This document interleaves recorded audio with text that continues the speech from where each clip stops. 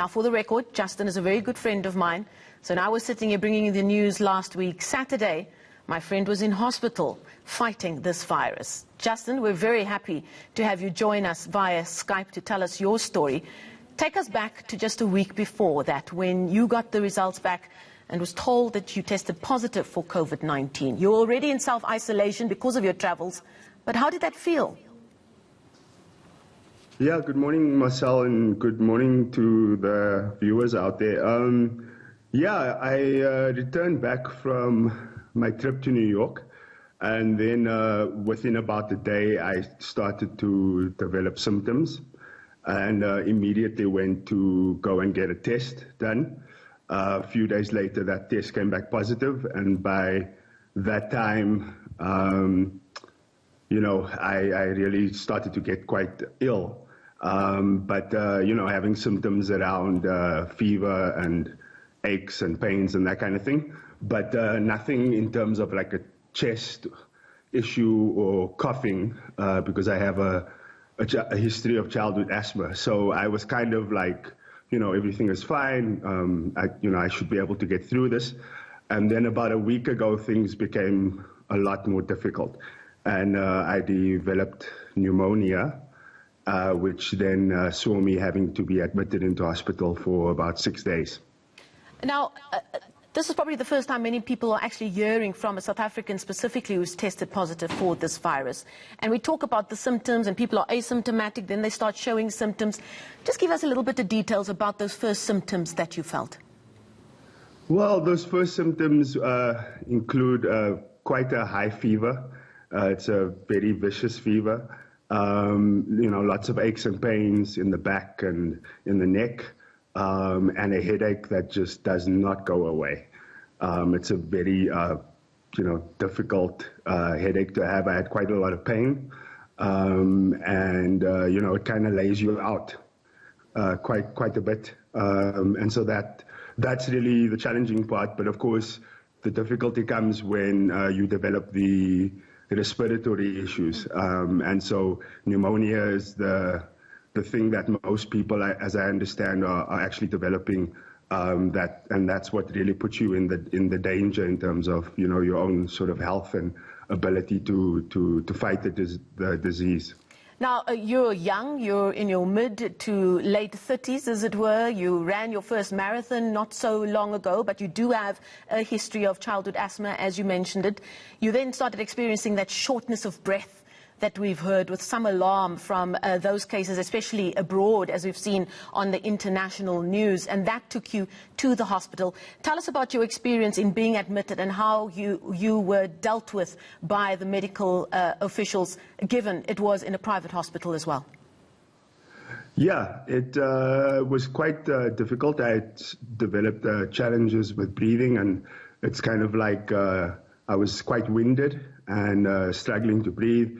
And at that point, I thought, okay, no, I need to get to a hospital, which I did.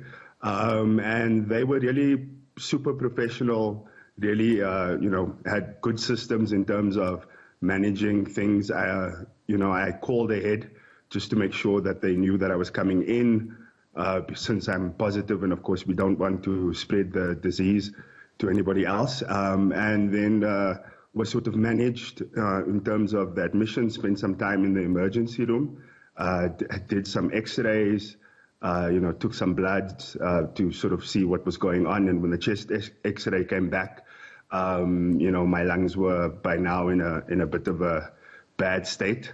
And I was then admitted into hospital and spent some time in the high care unit in a, isolation sort of ward. Behind a glass wall for a couple of days, just to ensure that there was isolation.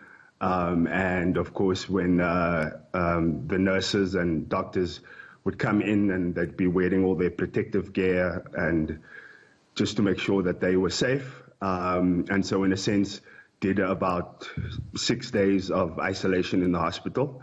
I'd been doing a week of isolation before that, and of course I'm now completing that isolation at home.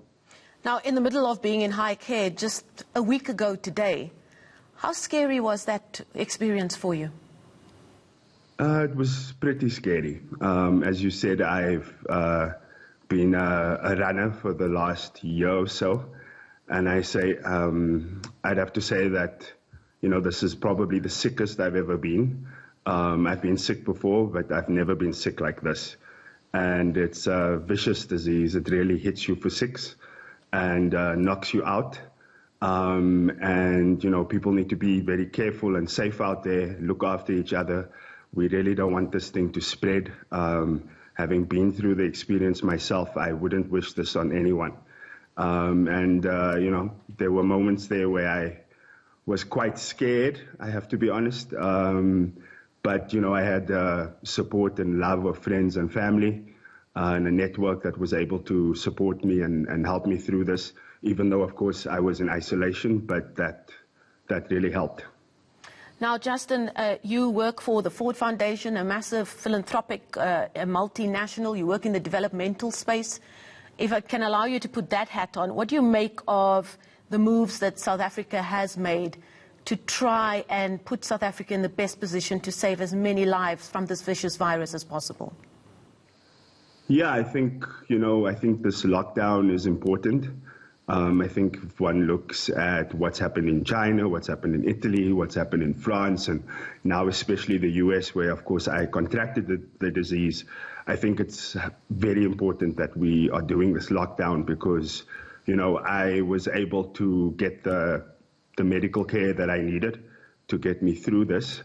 But for most South Africans, of course, as we know, there's vulnerability, there's marginalization, and we have communities that are very vulnerable to this disease, and we all need to stay at home because we need to act in solidarity with others, stay at home, follow the guidelines, because we really need to protect all our people from this disease. I think we all need to be a bit of an activist at this time and act in solidarity with each other.